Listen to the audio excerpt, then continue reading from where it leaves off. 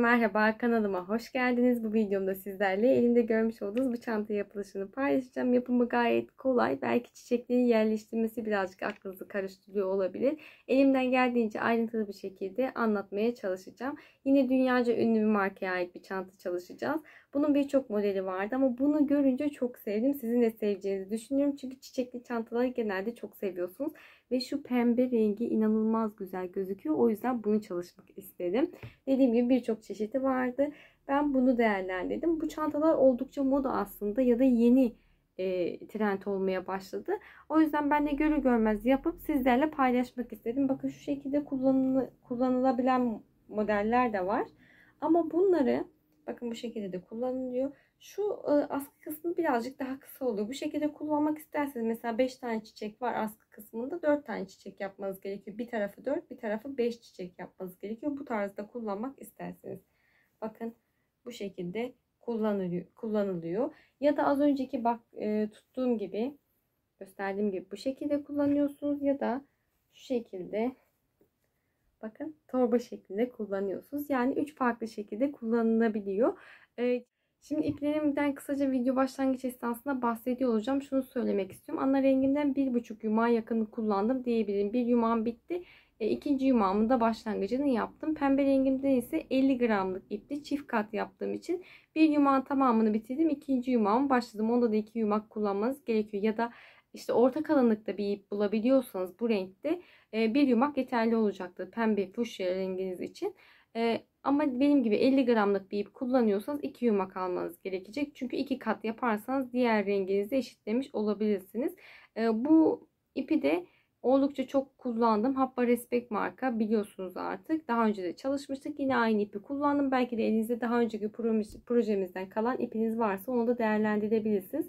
Modelde de renkler bu şekildeydi. O yüzden ben de aynı şekilde yaptım. Tabansız bir çanta, direkt birleştirme yapacağız. Yan kısımları var. Bakın bu şekilde. Şurada bir tane püf noktası var, dikiş kısmı. Onun dışında ütüleyerek bu formu yakalayabiliyoruz. Daha sonra askı kısımları var. Dediğim astarlamayı henüz yapmadım. Astarlamadan da kısaca videonun sonunda bahsediyor olacağım. Bakın şu an burada diktim. Aynı formda kestim. Nasıl kestiğimden, nasıl dikeceğimizden kısaca bahsediyor olacağım. Videomuz yeteri kadar uzun olduğu için astarlama çok ayrıntılı bir şekilde yer vermeyeceğim. Ama yine de yardımcı olabilmek adına kısa bir şekilde bahsediyor olacağım. Bunu da çantaya direkt sabitleyeceğim zaten. Makinede dikiyorum. Daha sonra sabitlemesini yapıyorum. Daha önceki projemizde de nasıl sabitleme yaptığımdan bahsetmiştim. Gayet güzel, kullanışlı, çok fonksiyonlu bir çanta oldu. Dediğim gibi ünlü bir markaya ait bir çanta. O yüzden ben birebir aynısını çalıştım. Renkleri de gayet güzel oldu. Umarım siz de sevmişsinizdir. Videomu beğenmeyi, yorum yapmayı ve kanalıma abone olmayı unutmayın lütfen. Instagram'da hala takip etmiyorsanız açıklama kısmına link bırakıyorum. Tıklayıp takip edebilirsiniz. Orada yaptıklarınızı benimle paylaşabilirsiniz. Çok sevinirim. Şimdi beraber yapılışına geçelim. Öncelikle kullanacağım malzemelerden bahsetmek istiyorum. Elimde olan bir tane krem renk ve pembe rengimi kullanacağım. Marka vermeyeceğim çünkü elimde olan bir ipi değerlendirdim. Siz de elinizde olan koton içerikli ipler kullanabilirsiniz. Bakın orta kalınlıkta bir ip. Hatta bu pembe rengim birazcık ince olduğu için krem rengime göre, o yüzden çift kat olarak örmeyi düşünüyorum. Şu şekilde 2 kat olarak örmeyi düşünüyorum. Boyutlarını, kalınlıklarını eşitleyebilmek için. Dediğim gibi siz de elinizde olan ipleri kullanabilirsiniz. 3,5 numara tığ kullanacağım. Beraber örgümüzün başlangıcını yapalım. Öncelikle orta göbek kısmında pembe renk kullanacağız. İpimin ortasına tığımı yerleştiriyorum. 1-2 kez döndürdüm. Tığın ucuna ipimi takıp içerisinden geçirip bir tane halka yapıyoruz. 2 tane zincir çektim. Tığım üzerine ipimi bir kez aldım. Halkanın içerisine döndüm. Tığımda 3 tane ilmeğim var. Tek seferde hepsini çekip bir tane çakma sık iğne yapıyorum. Tığım üzerine ipimi bir kez aldım. Halkanın içerisinden geçiriyorum. İpimi çektim. Tek seferde çekerek bir kez çakma sık iğne yaptım. Tığım üzerine ipimi bir kez aldım. Halkanın içerisinden geçirdim. İpimi tek seferde çekerek çakma sık iğne yapıyorum. Bakın bu şekilde 1, 2, 3, 4 devam ediyoruz. 5, 6, 16 tane çakma sık iğne yapıyoruz. İlmeğimi bıraktım. Daha sonrasında ipimi arka tarafa çekiyorum. Şöyle tığ yardımıyla. halkamızı sıkı bir şekilde kapatıyoruz. Çekebildiğimiz kadar çekelim. Çünkü ortada çok fazla bir boşluk olmaması gerekiyor. Yine de küçük de olsa bir boşluğumuz oluyor. Çünkü 16 tane çakma sık iğne yaptığımız için. Ama iyice çekelim ipimizi. Boşluk kısmı ne kadar küçültürsek dediğim gibi o kadar iyi. Daha sonra arka herhangi bir yerinden ipimizi düğümlüyoruz ki orta boşluk kısmında genişleme olmasın. Tekrardan ilmeğimi tığıma takıyorum. Birinci zincir çekerek başladığım noktadan bakın tığımı geçirdim, ipimi çektim ve ilmeğimi içerisinden geçirerek ilmek yürütmemi yaptım. Bu şekilde sıramızı tamamlamış olduk. İlmek yürütme yaparak sıramızı tamamladıktan sonra renk değişikliğine gidiyoruz. Hemen dibinden düğümleyelim ipimizi. Şöyle.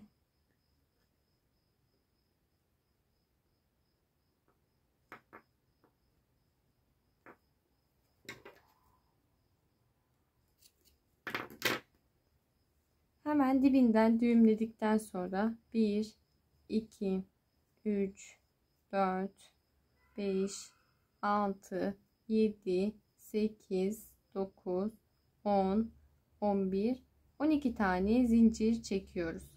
12 tane zincir çektikten sonra hemen dibindeki boşluğa, yani aynı boşluğun içerisine batıyorum. Bakın bir sonraki boşluğa değil, hemen dibindeki boşluğa batıyorum ve sık iğnemi yapıyorum. 1, 2, 3, 4, 5, 6, 7, 8, 9, 10, 11, 12 tane zincirimi çektim. Hemen yandaki boşluktan tığımı geçiriyorum. İpimi çektim ve sık iğnemi yapıyorum. 1, 2, 3, 4, 5, 6, 7, 8, 9, 10, 11, 12 tane zincirimi çektim. Hemen yandaki boşluktan çakma sık iğnenin tepesinden tığımı geçiriyorum. İpimi çekip tek seferde çekerek sık iğnemi yapıyorum. Bu şekilde her çakma sık iğnenin tepesine batarak sıra sonuna kadar devam ediyoruz. Şimdi son boşluğuma da batarak bakın tamamladık. Ama bir tane daha yapmamız gerekiyor aynı şekilde yapraklardan. Şu an 15 tane var. Bizim 16 tane yaprağa ihtiyacımız var. O yüzden 2, 3, 4, 5, 6, 7, 8, 9, 10, 11, 12 tane zincirimi çektim. Hemen bakın burada ilmek yürütme yaparak sıramızı tamamladığımız nokta var. İlmek yürütme yaptığım boşluktan tığımı geçirdim. İpimi çektim ve sık iğnemi yaparak sıramı tamamlıyorum. 1, 2 tane zincirimi çekip ipimi artık kesiyorum. Ve yapraklarımızı saydığımızda bakın 2, 4, 6, 8, 10, 12, 14, 16. 16 tane yaprağa ulaşmış olduk. Bir çiçeğimiz bundan ibaret. Bu şekilde çiçekler yapıyoruz. Yanında bir tane daha çiçek yapalım. Şimdi başlangıcını yapıp geleyim. Birleştirme kısmını göstermek istiyorum. Şimdi bakın orta kısmını yaptım geldim. Krem rengimin başlangıcını yaptım. 6 tane zincirimi çektim. Hemen birinci yapraktan birleştirme yapmaya beraber başlayalım. Bir tane göstermek istiyorum. Şimdi bu da yaptığımız çiçeğimizi hemen karşımıza aldık. 6 tane zincirimi çektikten sonra ilmeğimi bırakıyorum. Hemen diğer çiçeğimdeki yapraktan boşluk kısmından tığımı geçirdim.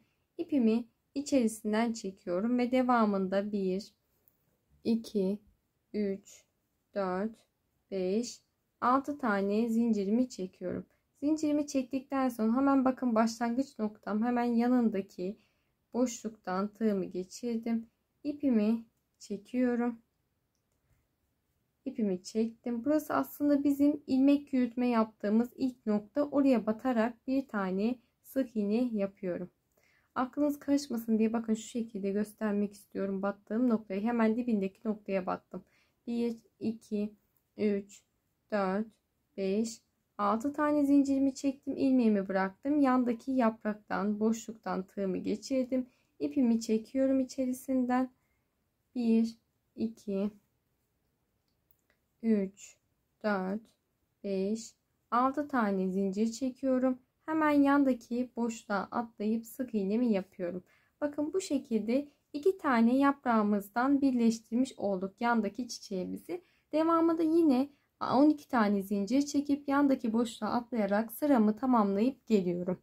Şimdi sıra sonuna kadar ilerledim. 2 tane zincirimi çekip ipimi kesiyorum. Burada artık çiçeğimizi tamamlamış olduk. Bakın bu şekilde. Sadece yan yana 2 tane daldan, yapraktan birleştirme yapmış olduk. Şimdi bu şekilde 4 tane çiçek yapıyoruz yan yana. İkisini beraber yaptık. 2 tane daha yapacağım. Yine 2 yaprak 2 yaprak birleştireceğim. Alt sırada farklı bir noktamız var. O yüzden alt sırada beraber ilerleyelim istiyorum. Şimdi şu 2 yaprağımı birleştirip geliyorum. Evet, şimdi size bahsettiğim gibi bakın 4 tane motif olana kadar devam ettim. Birleştirmemi tamamladım. Şimdi alt kısmını, orta kısmını yaptım. Alttaki motifimiz için geçerli. 1 2 3 4 5 6 tane zincirimi çekip ilmeğimi bırakıyorum. Daha sonrasında hemen bakın şurada 2 tane, bakın burası birleştirdiğimiz yaprak kısmımız. 2 tane de bu kısımda bırakıyorum. Daha sonra yandaki 2 taneden birleştirmemizi yapıyoruz. Ortada bakın 2 tane bırakmış oldum. İpimi çektim içerisinden. 1 2 3 4 5 6 tane zincirimi çektim. Tekrar aynı boşluğa dönüyorum. Yani ilmek yürütme yapmış olduğumuz boşluğa dönüyoruz. Ve bir tane sık iğnemizi yaptık. 1 2 3 4 5 6 tane zincirimi çektim. İlmeğimi bıraktım. Hemen yandaki yapraktan tığımı geçirdim. İpi tığımın ucuna takıp çekiyorum içerisinden. 1 2 3 4 5 6 tane zincir çektim. Geriye döndüm. Yandaki boşluğa batıp sık iğnemi yapıyorum. Bakın bu şekilde 2 tane dal birleştirme yapmış olduk. Tekrar şöyle göstermem gerekirse üstteki 2 dalla alttaki 2 birleştirim dal arasında 2 tane boşta kalan yaprağımız bulunuyor. Şimdi devamında hep aynı şekilde 12 tane zincir çekip tekrar yandaki boşluğa batarak sıramı tamamlayıp geliyorum. Şimdi alttaki çiçeğimi birleştirdim, geldim, bir tane zincirimi çekip ipimi kestim. Bakın bu şekilde tamamlamış oldum.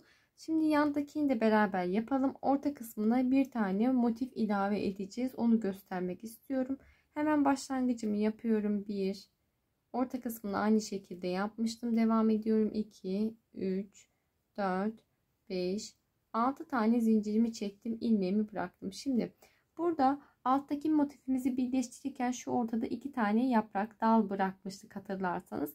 Yine aynı şekilde burada da 2 tane bırakmamız gerekiyor birleştirmeye başlamadan önce. Hemen şöyle 2 tane yaprağımı bıraktım. Bakın burası bağlantı noktamız. Burada 2 tane yaprak bıraktım. Yanında da 2 tane yaprağım var. Hemen bu sağ taraftaki en son yaprağımdan tığımı geçirdim. İpi tığıma takıyorum. İçerisinden çektim. 1 2 3 4 5 6 tane zincir çektim. Geriye hemen ilmek yürütme yaparak birleştirdiğim noktaya, hemen dibindeki noktaya yani dönüşümü sağlayıp bir tane sık iğnemi yapıyorum. 1 2 3 4 5 6 tane zincir çektim. İlmeğimi bıraktım. Yandaki yaprağa geçiyorum. Tığımı geçirdim. İpimi içerisinden çekiyorum. 1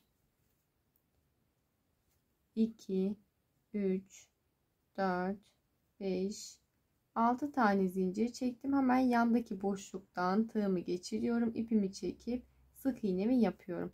Bakın bu şekilde 2 tane dal yaprak birleştirdikten sonra yanda 2 tane yaprağımız kalıyor. Devamında yandaki motifimize atlayacağız.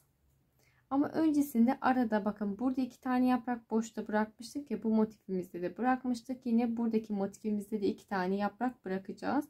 O yüzden burada da 2 tane yaprağımı hiç birleştirme yapmadan tamamlamam gerekiyor. 1 2 3 4 5 6 7 8 9 10 11 12 tane zincirimi çektim.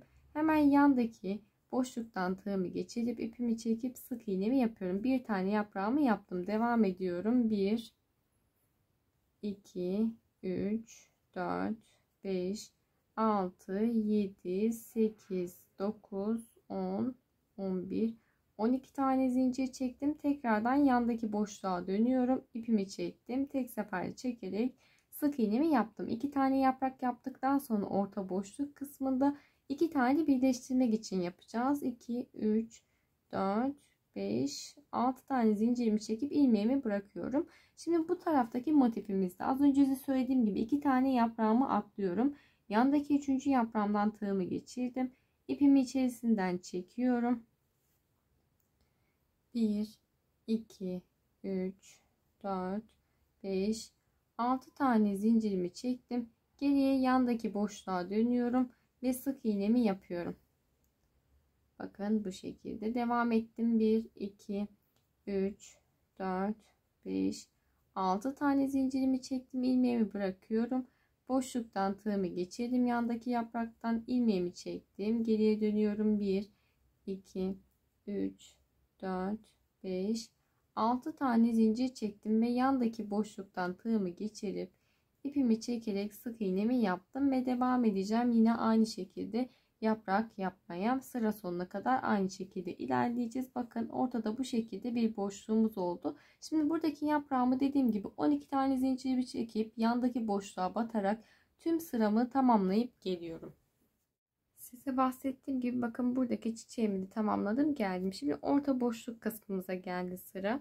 Pembe rengimizi alıyoruz. İpimin ortasına tığımı yerleştirdim. Birkaç kez döndürdükten sonra sihirli halkamızı yapıyoruz. 1, 2 tane zincir çekerek başlangıcımı yaptım. Zincir çektikten sonra ilmeğimi bırakıyorum. Hemen bakın istediğiniz çiçekten başlayabilirsiniz. Ortada kalan ikişer tane yaprak bizim konumuz. 2 tane burada var, 2 tane burada, 2 tane burada, 2 tane burada var. Hangi 2 taneden başlamak isterseniz. Ben şu alttaki yaprağımdan başlayacağım. Şimdi çiçeğimden başlayacağım. Bakın boşluktan tığımı geçirdim. İpi tığıma taktıktan sonra içerisinden çektim.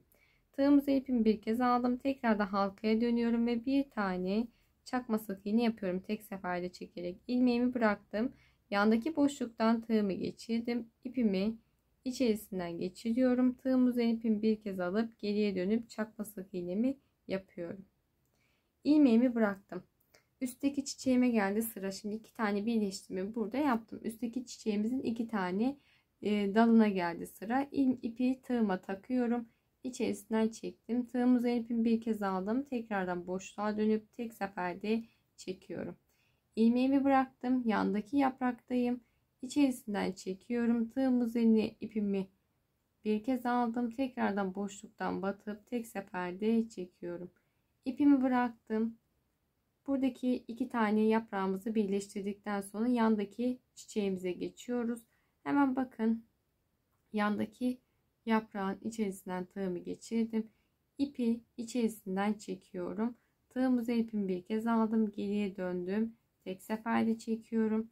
İpimi bıraktım. Yandaki yapraktayım. Tığımı ucuna takıp çekiyorum. Tığımıza ipimi bir kez aldım. Boşluğa döndüm. Tek seferde çektim.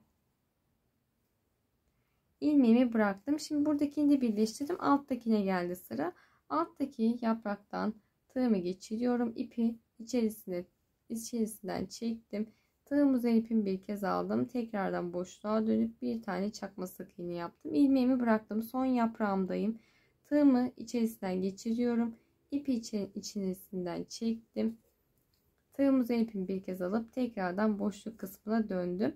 Şimdi burası bizim son birleştirmemizdi. Az önce de söylediğim gibi ipimi arka kısmına çekiyorum. Ve burada halkamı sıkı bir şekilde kapatmam gerekiyor. İpimi iyice sıkıyorum.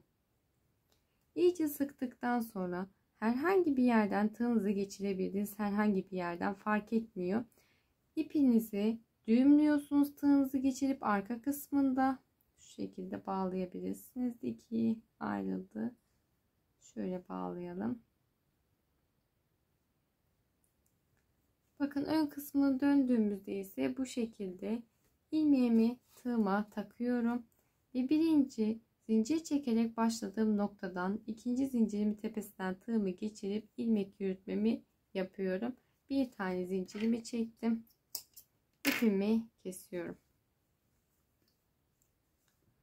Bakın bu şekilde bir birleştirme yapmış oldum. Şimdi burada hiç sayarak ilerlemedim farkındaysanız. Zaten yaprak sayınıza göre çakma sık iğne yapmış oluyorsunuz. O yüzden sayının bir önemi yok. Saymanız gerekmiyor yani. 2 tane burada vardı. 2, 4, 6, 8 tane yaprak birleştirmiş olduk. Bakın şu şekilde döndürdüğümde bunlar bizim orta boşluk kısmımıza gelecek kısım, bağlantı noktamız. Şimdi ne yapıyoruz? Yandaki çiçeğin birleştirmesini yapıyorum. 2 tane üst daldan birleştiriyorum. Arada bakın 2 tane boş bırakacağız. Unutmuyoruz. Burada da 2 tane boş bırakmıştık. Çünkü bakın bu şekilde. Daha sonra onları bu şekilde birleştirme yapıyoruz. Burada 2 tane dalımı da boş bıraktıktan sonra önce burada 2 tane dal birleştiriyorum ya. Arada 2 tane dal boş yapacağım. Daha sonra 2 tane birleştireceğim ve çiçeğimi tamamlayıp geleceğim. Aynı işlemi buradaki içinde yapacağım. Alt sırada da aynısı olacak. Ekstra farklı bir şey yok. Videomuz uzun olmasın diye uzun uzadıya göstermek istemiyorum. Çünkü ayrıntılı noktalarımız var. Ara ara göstermeye devam edeceğim. Öncelikle bu şekilde 4 tane yana 4 tane alt alta olmak üzere sıramızı tamamlayıp gelelim. Ön kısmını aynı parçadan arka kısmını da yapacağız. Daha sonra yan ve kol kısmını da yaparak çantamızı tamamlayacağız. Şimdi size bahsettiğim gibi birleştirme işlemimi gerçekleştirdim. Geldim. 16 önde, 16 tane arkada çiçeğimiz var. Bakın bu şekilde baktığınızda tam göremiyorsunuz. Çünkü birbirine karmaşık duruyor. Şu an ütülenmemiş hali. Ütüleyince daha düzgün, daha net görünür bir form elde edeceğiz. Şimdi bu şekilde iki parçamızı yaptıktan sonra ön ve arkayı yan şerit için bir sıra boyunca çiçek yapacağız. Ha şunu da söylemek istiyorum. Bakın kenar kısımlarını minik parçalarımızı da yaptık. Hani şu orta birleştirme kısmında yapmıştık ya. Bakın buradaki kenar kısmında, buradaki ve buradaki bu tüm kenarlarda bakın küçük pembe yuvarlak parçalarımızı yaptım. Çünkü devamında dediğim gibi bir sıra boyunca çiçek gelecek. Ha şunu da söylemek istiyorum. Normalde hani şu çiçekleri birleştirirken bu iki parçayı beraber birleştirerek ilerleyebilirsiniz. Ama ben bu şekilde daha anlaşılır olacağı için iki parça ördüm. Daha sonrasında buradaki yapraklardan dikerek birleştirme yapacağım. Daha doğrusu nasıl birleştirme yaptığımı da sonrasında gösteriyor olacağım zaten. Ama bunu da tekrar söylemek istiyorum. Örerken de aynı şekilde çiçekleri birleştirdiğimiz gibi alt sırasına bu iki parçamızı da birleştirerek bütün halinde yapabilirsiniz. Çünkü taban kısmı olmayacak. Sadece yan kısımlarda bir sıra boyunca çiçek ilave edeceğiz ve onu katlayarak kullanacağız. Çanta formunda kullanacağız yani. Şimdi şunu da söylemek istiyorum. Askı kısmının başlangıcını yaptım ben bir tarafta. Üstte 2 arka tarafta 4 5 tane çiçek kullanacağız askı için.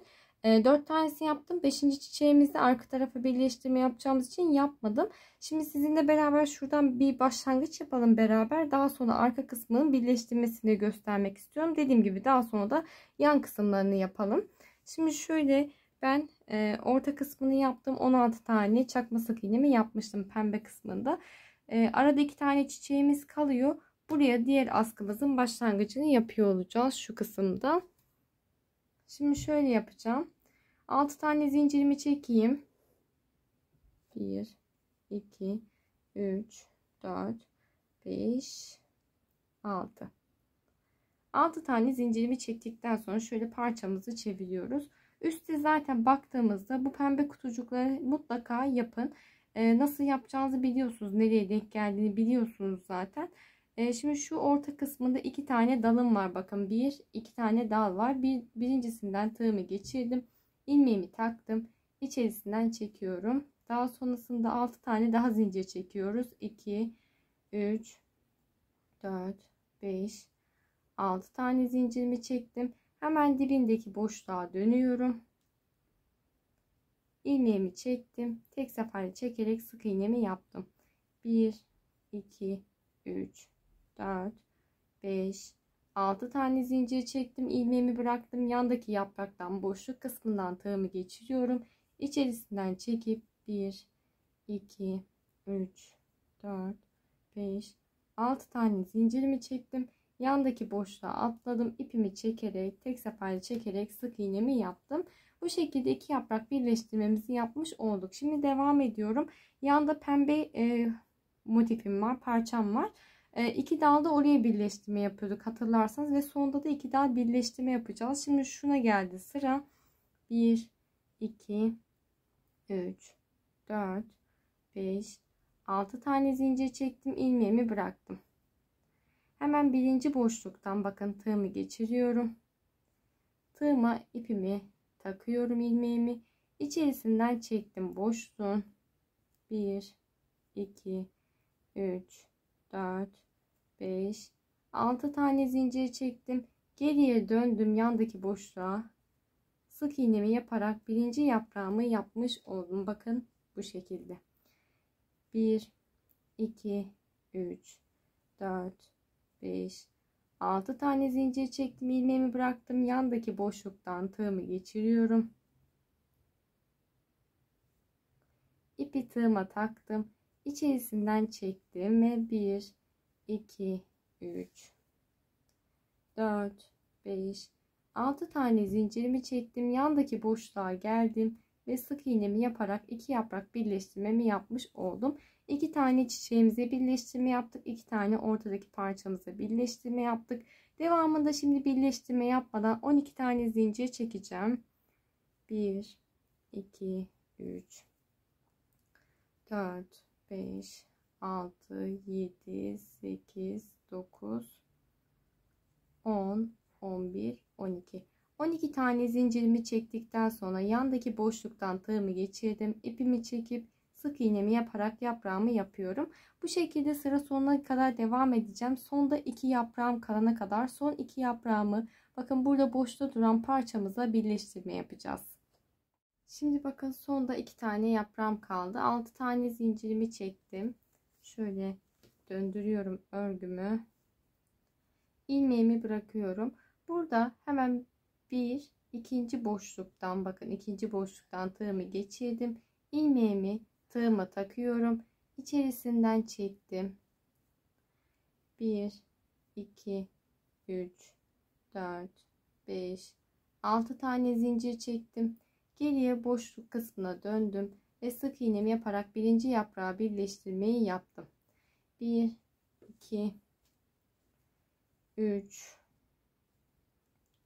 4, 5, 6 tane zincirimi çektim, ilmeğimi bıraktım. Son bir tane boşluğum var. Tığımı geçiriyorum. İpimi tığıma taktım. İçerisinden çektim ve devam ettim. 1, 2, 3, 4, 5, 6 tane zincir çektim. Yandaki boşluktan tığımı geçirip ipimi çekerek sık iğnemi yaptım.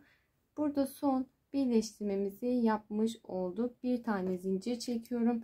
İpimi keserek tamamladım. Bakın şu şekilde göstermek istiyorum. Burada 2 dal birleştirdik. 2 tane ortada, 2 tane de burada birleştirdik. Aynı gövde kısmında yaptığımız gibi. Daha sonra üzerine geldiğimizde yine aynı şekilde dediğim gibi 5 tane çiçek birleştirme yapacağız. Şöyle saydığımızda bakın şurada 2, 4, 6 tane dal boşta kalıyor. 6 tane sol tarafta, 6 tane sağ tarafta böyle yaprak boşlukta kalıyor. Üstte tepedeki 2 tanesini birleştirmemizi yapıyoruz. Ve bu şekilde toplamda 5 tane çiçek birleştirip geliyorum. Şimdi ben size bahsettiğim gibi askımı tamamladım. Bir tarafını tamamladım. Bakın bu arka kısmına sabitledim. Hatta şu yan kısmına da bir sıra boyunca ilave ettim. Şu şekilde içeriye doğru katlanacak kısmını. Şimdi buradaki askı kısmını beraber tamamlayalım. Çünkü birleştirmesinden bahsetmek istiyorum. Şu şekilde 1, 2, 3, 4 tane askımız yapıldı. 5. askımızda buradaki gövde kısmına sabitleme yapacağız. Daha sonrasında bir ütüleme işlemi yapalım diğer kenar kısmını yapmadan önce. Çünkü diğer türlü birleştirme işlemini gerçekleştirince ütülememiz birazcık zorlaşacak. Şimdi orta göbek kısmını yaptıktan sonra 6 tane zincirimi çektim ve ilmeğimi bıraktım. Burada 2, 4, 6 tane sağ tarafta, 6 tane sol tarafta yaprak bırakıyoruz. Daha sonra ortada 2 tane yaprağımız kalıyor. Birinci yapraktan tığımı geçirdim. İpimi ucuna takıyorum. İçerisinden çektim.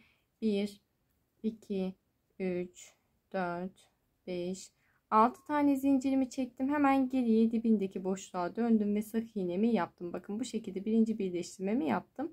1, 2, 3, 4, 5, 6 tane zincir çekip ilmeğimi bırakıyorum. Yandaki daldan tığımı geçirdim. İçerisinden ilmeğimi çekiyorum. 1, 2, 3, 4, 5, 6 tane zincirimi çektim. Geriye yandaki boşluğa döndüm. Tek seferde çekerek sık iğnemi yaptım. Bakın bu şekilde 2 tane dal birleştirmiş olduk. Az önce de söylediğim gibi 2, 4, 6 tane sağ tarafta, 6 tane sol tarafta yaprağımız kaldı. Şimdi bu şekilde birleştirmemizi yaptıktan sonra yan taraf boşluk olduğu için yine aynı şekilde 6 tane yaprağımızı yapıp gelelim. Daha sonra alttaki birleştirmesini yapacağız. Şimdi 6 tane yaprak bırakacağız. Yan tarafta demiştim ama bakın unuttum. Şu an 6 tane yaprağımı yapmıştım. Bizim yan tarafta 4 tane yaprağımız kalacak. 2, 4. Çünkü altta bakın bu şekilde minik parçalarımız var ya, pembe minik bölmelerimiz. Buraya birleştirmeler yapacağız. Diğer türlü yaprak sayımız yeterli olmayacak. Şimdi bu üstte buradaki pembe parçaları sonradan ilave edeceğim için 6 tane yaprak bıraktım. Çünkü 2 tane burada 2 tane burada ilave edince zaten arada 4 tane, hatta 2 de üstte ilave edince 2 tane boşluğumuz kalıyor. Aynı motifimizde olduğu gibi 2 tane boşta yaprağımız kalacak. 2 tane altta pembeyi birleştireceğim. 2 tane üstte pembe küçük parçamızı birleştirme yapınca ortada 2 tane dalımız kalacak. Şimdi buradaki yaprağımızı, çiçeğimize gelecek olursak 4 tane bıraktım. Alttaki pembeyi unuttuğum için 6 tane söylemiştim. 4 tane yaprağımı yaptıktan sonra ilmeğimi tığıma takıyorum. 1, 2, 3, 4, 5, 6 zincirimi çektim. İlmeğimi bıraktım. Hemen alttaki bakın pembeden boşluk kısmından şöyle tığımı geçiriyorum. İpi tığıma taktım. İçerisinden çekiyorum. 1, 2, 3, 4, 5, 6 tane zincir çektim. Geriye boşluk kısmına döndüm mü bir tane sık iğnemi yaptım. 1, 2, 3, 4, 5, 6 tane zincir çektim. İlmeğimi bıraktım. Hemen yandaki boşluk kısmından tığımı geçirdim. İpimi takıyorum. İçerisinden çektim. 1, 2, 3, 4, 5, 6 tane zincirimi çektim. Yandaki boşluğa dönüyorum ve sık iğnemi yapıyorum. Bakın 2 tane birleştirmemi yapmış oldum alttaki minik motifimizde. Daha sonra devam ediyorum. 1, 2, 3, 4, 5, 6 tane zincir çektim. İlmeğimi bıraktım. Hemen şimdi çiçeğimizdeki yapraklara geldi sıra. Birinci yapraktan tığımı geçirdim. İpimi içerisinden çekiyorum.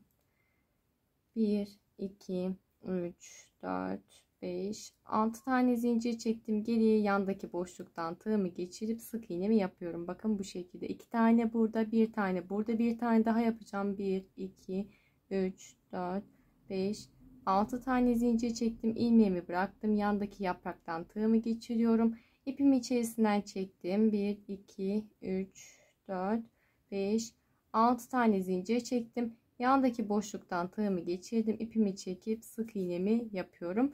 Burada çiçek birleştirmemizi yapmış olduk. Yanda bakın bir tane daha pembe minik parçamız var.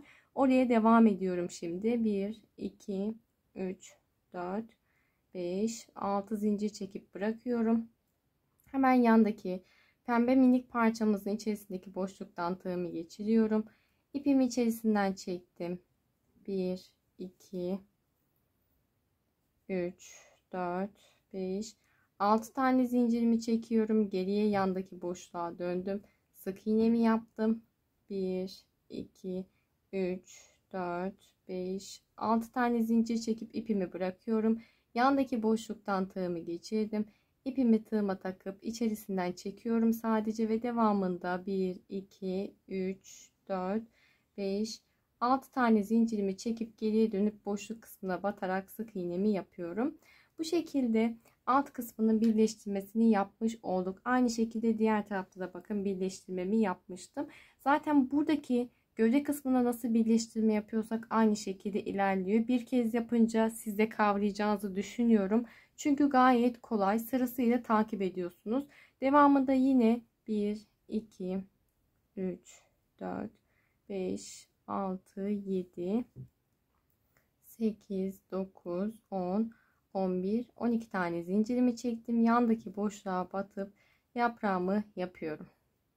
Bu şekilde sıra sonuna kadar devam ediyoruz.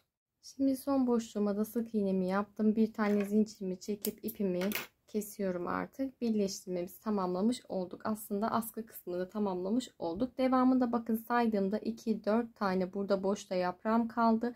Az önce de söylediğim gibi diğer tarafta da 4 tane yaprağım kaldı. Şuraya minik pembe motifimizin birleştirmesini yapalım. Hem sağ hem sol kısmına. Aklınızda herhangi bir soru işareti kalsın istemiyorum. Şimdi pembe rengime geçiş yaptım. Gayet kolay. Hemen orta kısmına tığımı yerleştirip sihirli halkamızı yapıyoruz.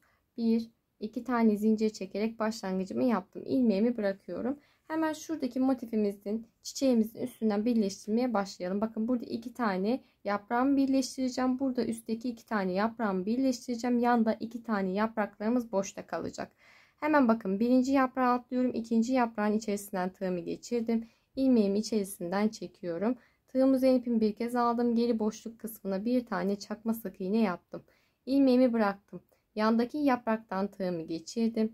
İpi içerisinden çekiyorum. Tığım üzerine ipimi bir kez aldım. Tekrardan boşluğa dönüp çakma sık iğnemi yaptım. 2 yaprağımı birleştirdim. Alttaki çiçeğimin. İlmeğimi bıraktım. Şimdi aynı anda üstteki çiçeğimizden de 2 tane dal birleştireceğiz. Tığımı geçiriyorum. Birinci yapraktan içerisinden ilmeğimi çektim. Tığım üzerine ipimi bir kez alıp geriye dönüp çakma sık iğnemi yaptım. İlmeğimi bıraktım. Yandaki yaprağa geçiyorum. Tığıma takıyorum. Tığım üzerine ipimi bir kez alıp içerisine batıp çakma sık iğnemi yapıyorum. Şimdi bakın. 2 tane altta, 2 tane üstte yaprak birleştirdik. Ortadaki 2 tane yaprağımızı daha önce motifimizin birleştirmiştik. Şimdi bu şekilde saydığımızda zincirle beraber 2, 4, 5 tane çakma sık iğne yapmış olduk. Şöyle ipimi çekeceğim ve devam ediyorum. 6, 7 tane çakma sık iğne yaptıktan sonra ilmeğimi bırakıyorum. Daha sonrasında şu ipimi arkaya çekeyim. Halkamızı sıkı bir şekilde kapatacağız. Toplamda 7 tane bakın çakma sık iğneye ulaşmış oldum. İpimi iyice çektikten sonra herhangi bir yerinden ipimi düğümlüyorum. Arka kısmında daha sonra orta boşluk kısmında genişleme olmasın diye şöyle iyice ipimizi düğümledik. Sıkı bir şekilde. Daha sonrasında ilmeğimi tığıma takıyorum. Ve birinci zincir çekerek başlangıç yaptığım noktanın tepesinden tığımı geçirdim. İpimi çekip ilmeğimi içerisinden geçirerek ilmek yürütmemi yaptım ve bir zincirimi çekerek ipimi kesiyorum. Daha sonra ipimizi arka kısmında yok ediyoruz. Bakın burada bu şekilde minik motifimi yapıp birleştirmemi yapmış oldum. Şimdi aynı şekilde diğer tarafta da yapacağız. Onu da beraber yapalım. Tığım üzerine şöyle ipin ortasına tığımı yerleştirip birkaç kez döndürüp sihirli halkamızı yapıyoruz. 2 zincir çektim. İlmeğimi bıraktım. Şimdi şöyle döndürüp üstteki motiften başlayacağım. Bir tane bakın şurası birleştirdiğim nokta. 1-2 tane yaprak birleştirme yapacağız. İkinci yapraktan tığımı geçirdim. İlmeği içerisinden çekiyorum. Tığımızı ipimi bir kez aldım. Geri boşluk kısmına dönüp çakma sık iğnemi yapıyorum. İlmeğimi bıraktım. Yaprağın içerisinden tığımı geçirdim. İpimi içerisinden çekiyorum. Tığım üzerine ipimi bir kez alıp geriye dönüp çakma sık iğnemi yapıyorum. İlmeğimi bıraktım. Alttaki çiçeğimize geldi sıra. Birinci yapraktan tığımı geçiriyorum. İlmeği içerisinden çektim. Tığım üzerine ipimi bir kez alıp geri boşluk kısmına bir tane çakma sık iğne yapıyorum. İpimi bıraktım. Boşluk kısmından tığımı geçirdim. İçerisinden çektim tığımı. Tığım üzerine ipimi bir kez aldım. Geriye dönüp çakma sık iğnemi yaptım. Toplamda 5 tane çakma sık iğne yapmış olduk. Devam ediyorum. 6, 7 tane çakma sık iğne yapıp ilmeğimi bırakıyorum. Buradaki ipimi arka kısmına çekiyorum. Halkamızı yapmış olduğumuz ipi arka kısmında düğümleme yapıyoruz. Herhangi bir yerden tığımızı geçirebildiğimiz geçirip ipimizi arka kısmında düğümlüyoruz.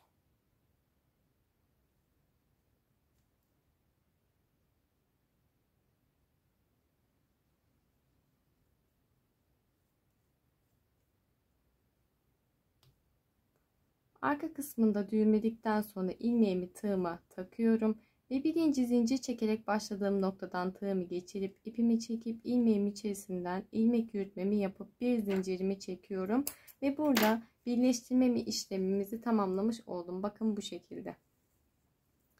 Bakın sırasıyla bu şekilde ilerliyoruz. Devamında da buraya da 2 tane yapacağız. Buraya da 2 tane yapacağız. Ve son kısmına da 2 tane yaparak askı kısmımızı birleştireceğiz. Aynı bakın diğer tarafta birleştirme işlemimi gerçekleştirdiğim gibi tamamlayacağız. Daha sonrasında artık çantamızın birleştirmesini yaptığımız için güzelce bir ütüleme gerektiriyor. Ütüleme işlemini yaptıktan sonra kenar kısmını birleştirmesini yapıp tekrardan üzerine bir ütüleme yaparız en son. Şimdi ben o şekilde askımı tamamlayayım. Ütüleme işlemimi de gerçekleştirip geliyorum. Şimdi size bahsettiğim gibi bakın üst askı kısmını da tamamladım ve üzerine bir ütüleme yaptım. Hatta şu yan kısmını bakın bu şekilde kıvırarak içe ütüleme yapacağız ya, o yüzden iç kısmını şu şekilde yanda yapmış olduğumuz birer tane olan motif kısmını kıvırdım ve üzerine ütümü bastım bu şekilde. Direkt üstüne ütülememi yaptım. Şimdi diğer kenar kısmını beraber yapacağız. Bir tane motifini göstermek istiyorum. Aklınıza takılan bir şey olmasın diye. Diğer türlü askı kısımlarımızı da tamamlamış gelmiş olduk. Açarak bir güzel hem üste doğru hem de yana doğru esnetmeler yaparak ütülemeyi yapıyoruz mutlaka. Şimdi bakın orta göbek kısmını yaptım yine. 1, 2, 3, 4, 5, 6 tane zincirimi çekerek başlangıcımı yaptım. İster üst tarafından ister alt taraftan nereden isterseniz oradan başlangıç yapabilirsiniz. Fark etmiyor. Direkt bakın şu kenar kısmından başlangıç yapalım isterseniz, pembe motifimizin olduğu kısımdan.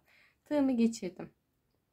Şimdi burada boşluk kısmı yeterli olmazsa şunu da söylemek istiyorum. Hani her boşluktan bir kez tığımızı geçiriyoruz ya, yeterli olmazsa aynı boşluğa çift ilmeğinizi çekebilirsiniz. Önemli değil. İlla ki hani yetmiyor, sıkıntı olur diye düşünmeyin. İlmeğimi çektim.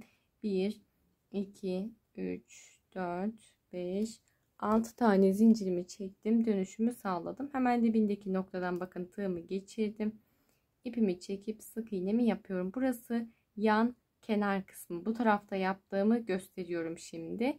1, 2, 3, 4, 5, 6 tane zincirimi çektim. İlmeğimi bıraktım. Yandaki bakın buradaki alttaki yaprağımı geçirmiş olduğum boşluk kısmından tığımı geçirdim. İpimi içerisinden çekiyorum. 1, 2, 3, 4, 5, 6 tane zincirimi çektim ve yandaki boşluğa atlayarak bir tane sık iğnemi yaptım. 2 tane yaprağımı bu şekilde birleştirmiş oldum.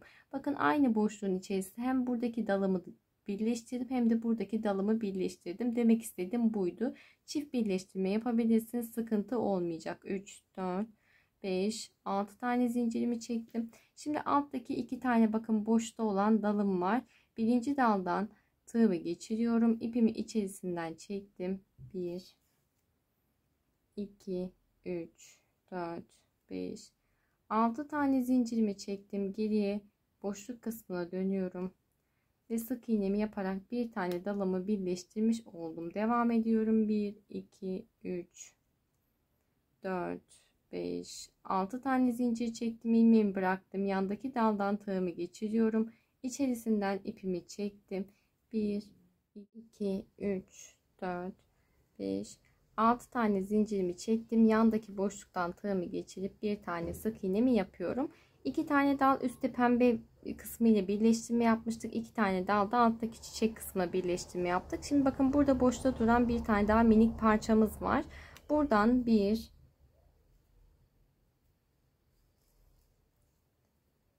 2, 3, 4, 5, 6 tane zincirimi çektim. İlmeğimi bıraktım. Orta böyle boşluk kısmından tığımı geçirdim. İpimi içerisinden çekiyorum.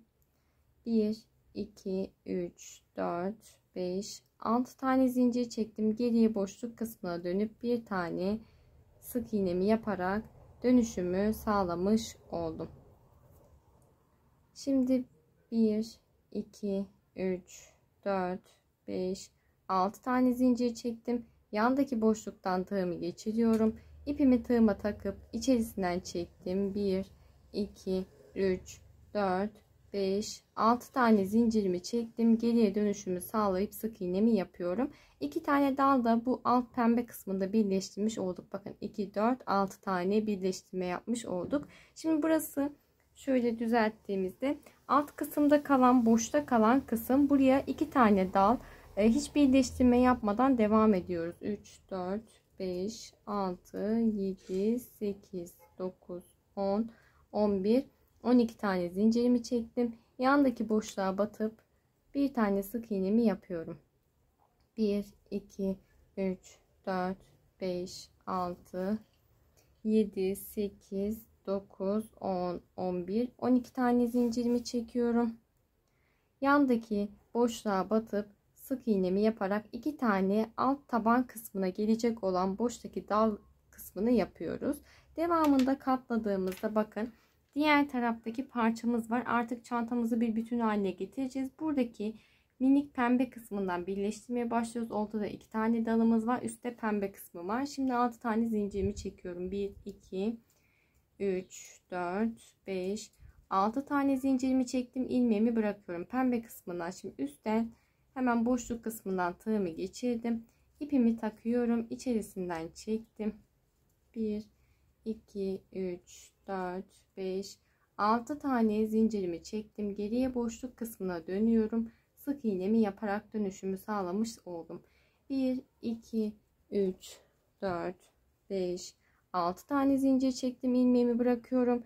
Yandaki boşluk kısmından tığımı geçirdim. İpimi tığıma takıyorum. İçerisinden çektim. 1 2 3 4 5 6 tane zincirimi çekerek dönüşümü sağlıyorum.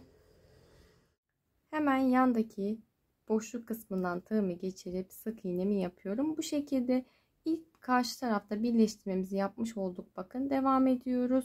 1 2 3 4 5 6 tane zincir çektim. İlmeğimi bırakıyorum. Hemen yandaki yaprak kısmına geliyorum. Tığımı boşluktan geçirdim. İçerisinden çekiyorum. 1 2 3 4 5 6 tane zincirimi çektim. Geriye dönüşümü sağladım ve sık iğnemi yapıyorum. 1 2 3 4 5 6 tane zincirimi çektim. İlmeğimi bırakıyorum. Boşluk kısmından tığımı geçirdim. İpimi içerisinden çekiyorum. 1 2 3 4 5 6 tane zincirimi çektim. Geriye boşluk kısmına dönüp sık iğnemi yapıyorum. Bakın bu şekilde 2 tane dalımızı birleştirmiş olduk. Devam ediyoruz. Şimdi 1 2 3 4 5 6 tane zincirimi çektim. İlmeğimi bırakıyorum. Üstteki pembe kısmına geldi sıra. Birinci boşluktan hemen şöyle tığımı geçirdim. İpimi içerisinden çekiyorum. 1 2 3 4 5 6 tane zincirimi çektim. Geriye dönüşümü sağladım boşluk kısmına ve sık iğnemi yapıyorum. 1 2 3 4 5 6 tane zincirimi çektim. İlmeğimi bırakıyorum. Boşluk kısmından tığımı geçirdim. İpimi içerisinden çekiyorum. 1 2 3 4 5 6 tane zincirimi çekip geriye boşluk kısmına dönüyorum. 1 2 3 4 5 6 7 8 9 10 11 12 tane zincirimi çekiyorum. Yandaki boşluk kısmına herhangi bir birleştirme yapmadan sık iğnemi yapıyorum. 1 2 3 4 5 6 7 8 9 10 11 12 tane zincirimi çektim. Hemen yandaki boşluk kısmından tığımı geçiriyorum ve sık iğnemi yaparak sıramı tamamladım. Bir tane zincirimi çekip ipimi kesiyorum. Şimdi şöyle bir göstermek istiyorum sizlere. Ne yaptık? Bakın burada başlangıcımızı yapmıştık. Arka arkaya 2 4 6 tane birleştirmemizi yaptık. Taban kısmında 2 tane dalımızı boşta bıraktık. Pembe kısmından yine başladık. 2 4 6 tane birleştirdik ve üst kısmında da 2 tane dalımızı boşta bırakarak çiçek kısmımızı tamamladık. Şimdi bu az önce de söylediğim gibi arada böyle katlı olacak kısım. Yan kısmı çantamızın bakın bu şekilde ütüleme yaparak ve alttaki birleştirmemiz sayesinde bu formu vermiş olacağız. Şimdi devamında ekstra göstermeyeceğim. Üst kısmının birleştirmesini yapacağım. Bu şekilde bizim zaten 1 2 3 4 sıra üst üste birleştirme yapmıştık. Yine buraya 3 tane motifimiz kaldı. 3 tane daha çiçek birleştirme işlemini gerçekleştirip geliyorum. Şimdi size bahsettiğim gibi yan kısmını tamamladım. Bakın motiflerimi yaparak tamamladım. Hatta tamamladıktan sonra şu uç kısmını diktim. Nasıl dikiş yapacağımızı planlamak için bu kısmını diktim. Devamında beraber ilerleyeceğiz. Şu kısmını beraber dikelim. Şimdi bu katlanır şekli verebilmek için burada dikiş yapmamız önemli. Yaptığımız dikiş önemli. Daha doğrusu söyleyemedim. Bakın bu şekilde içte çukur bir şekilde kalıyor. Görebiliyor musunuz? Tam bilmiyorum ama bu formu buradaki dikişimiz belirliyor. O yüzden öncelikle bir tarafını diktim. Diğer tarafını beraber yapacağız. Daha sonra zaten şu şekilde katlanan bir şekilde kullanacağız. Şimdi şu kenar kısmını bakın şöyle açık bir şekilde incelediğimizde altta 2 tane yaprak kısmımız var. Bakın bu şekilde pembe kısımlar var ve şurada diğer yandaki 2 tane çiçeğimizde 2 tane burada 2 tane burada yaprak kısmımız var. Şöyle. Şimdi burada bu yaprak kısmını öncelikle birleştiriyoruz. İğnemizi ipimizi takıyoruz. Buradaki yaprak kısmının boşluk kısmından geçirdim. Buradaki pembe kısmından da geçirelim.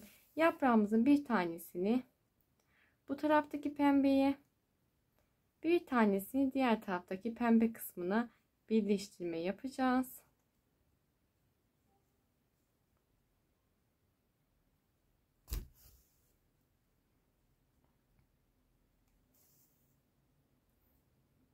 Şimdi bakın diğerini ipimizi kesmemize gerek yok. Zaten bütün bir şekilde devam edeceğiz. Diğerini de buradaki pembe kısmına dikeceğim.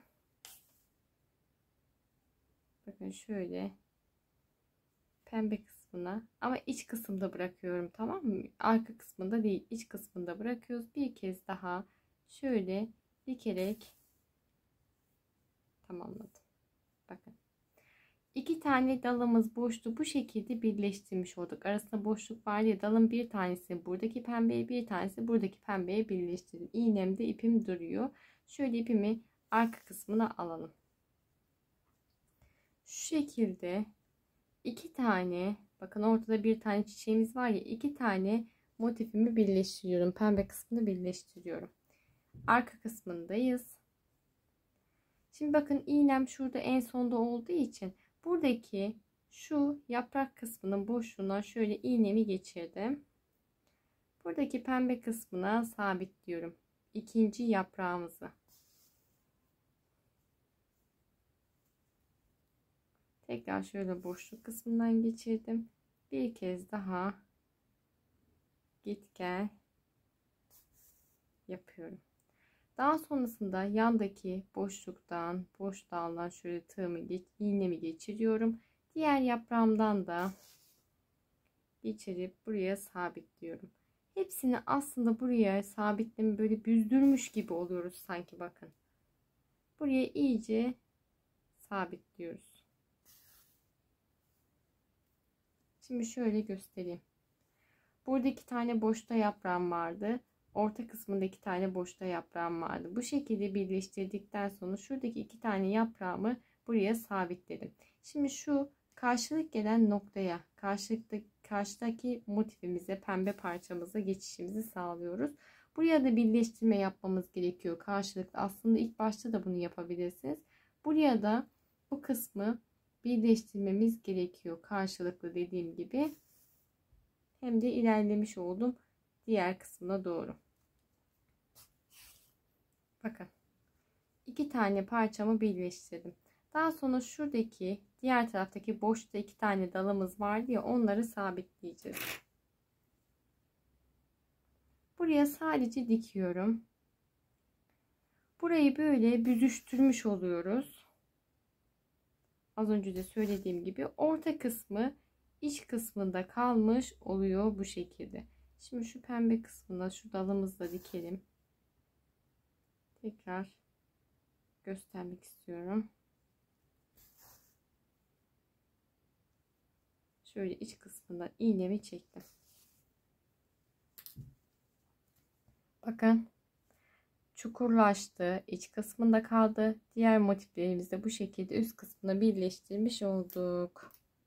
Daha sonra üstten de ütüleme yaptığımızda burası bizim yan kısmımız olacak. Az önce dediğim gibi bu kısım birleştirme yaparken önemli. Çünkü yan formunu dikerek vermiş oluyoruz.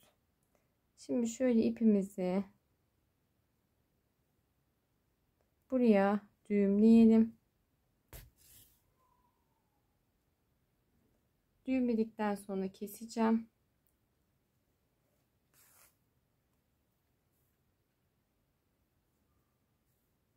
Düğümledim. Şöyle iç kısmından şöyle birazcık yürütelim ve ipimizi keselim. Bakın bu şekilde burayı sabitledikten sonra. Şimdi yandaki aynı birleştirme yaptığımız gibi düşüneceksiniz. Bakın karşılıklı geliyor. Buradaki pembeyi pembeye dikiyorum. Buradaki işte şu boşta kalan iki tane dallarımız var ya, onları dikiyoruz. Yine pembeyi pembeye, iki tane dalımız var, yine beraber dikiyoruz karşılıklı ve pembeyi pembeye dikiyorum. Burayı da zaten dikmiştim. Aynı şekilde bu tarafı da dikiyoruz. Taban kısmımızda bu şekilde birleştirmiş olacağız. Şimdi bakın size bahsettiğim gibi taban kısmını dikme işlemi tamamladım. Pembeye gelince pembe ile krem rengine gelince de kremle birleştirme yaptım ki dikme hani kısmı belli olmasın diye ve bu şekilde gayet güzel oldu. Tamamladıktan sonra bir tane şu askı kısmımızın şeridini gittim.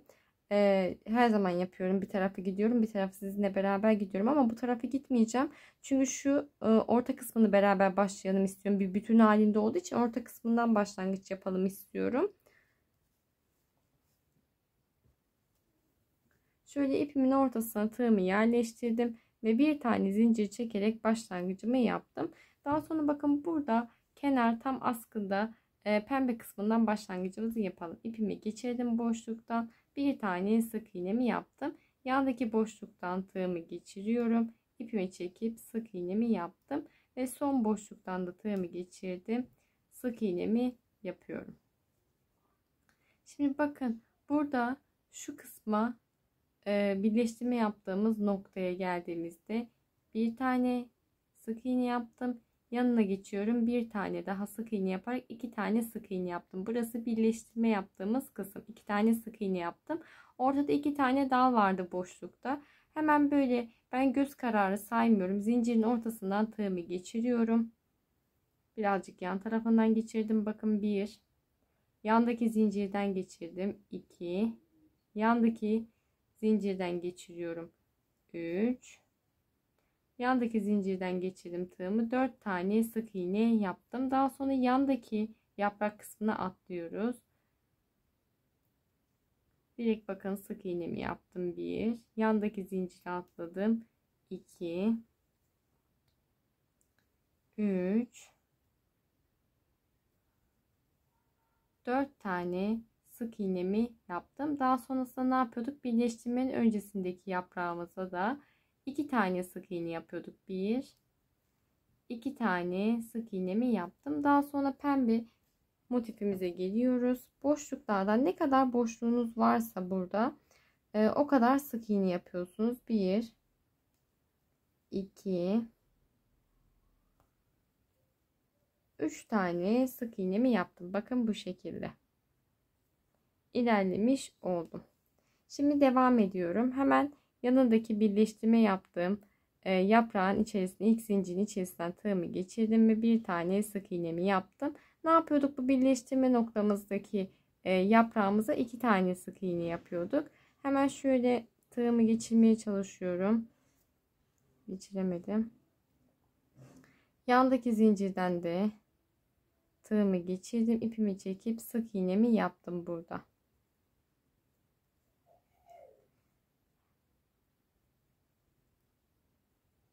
Hemen yandaki zincire atlıyorum. Bir tane sık iğne. Yandaki zincire atlıyorum. Bir tane sık iğne yapıyorum. Birleştirme yaptığımız yaprağımıza iki tane sık iğne yapıyorduk. Yaptım. Şimdi orta boşta kalan iki tane yaprağım var. Bakın göz kararı hemen 4 tane zincire batacak şekilde. Birinci zincirden tığımı geçirdim. 1, 2, 3 ve 4 tane sık iğnemi yaptım. 4 zincire battım. Şimdi yandaki yaprağıma atlıyorum. 1, 2,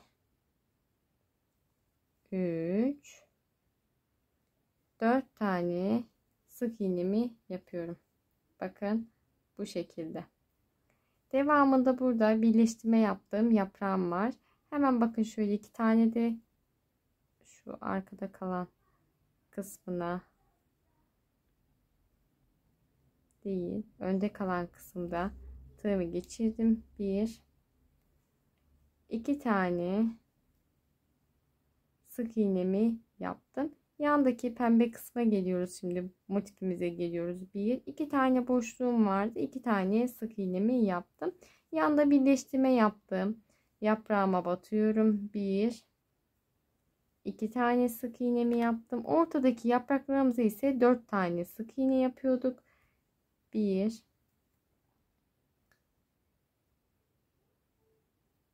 2, 3,